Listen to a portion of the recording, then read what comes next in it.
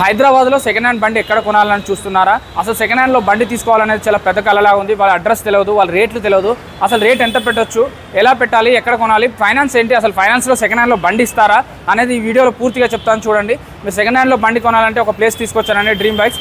ఒకే చోట 400 బండ్లు ఉంటాయి వీళ్ళ దగ్గర. గ్లామర్లు, షైన్లు, పల్సర్లు, R15లు, డ్యూక్లు, కేటీఎంలు, ఎక్స్పల్స్లు, ఎంటార్క్లు, నింజాసు, డ్యూక్లు కానీ, కేటీఎం కానీ, ఎంటీ బండ్లు కానీ, మీకు ఏది కావాలి, రాయల్ ఎన్ఫీల్డ్లో మెంటర్ కానీ, క్లాసిక్ 350 కానీ, ఎలక్ట్రా కానీ అన్నీ దొరికిపోతాయి.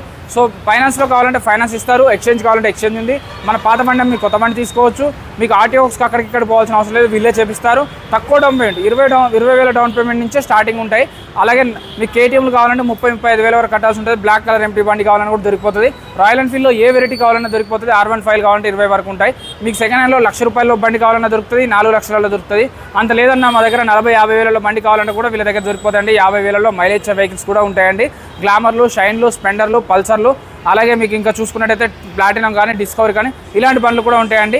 పిల్లర్ నెంబర్ 874 హైదరాబాద్లో ఉంది లొకేషన్. మూసాపేట్ మెట్రో నుంచి నడుచుకుంటూ రావచ్చు. మెట్రో స్టేషన్ కూడా దగ్గరే ఉంటుంది, 20 మీటర్ల దూరంలో మాత్రమే ఉంటుంది. మూసాపేట్ కుకట్పల్లి వై జంక్షన్ అని కూడా అంటారు. జై హింద్.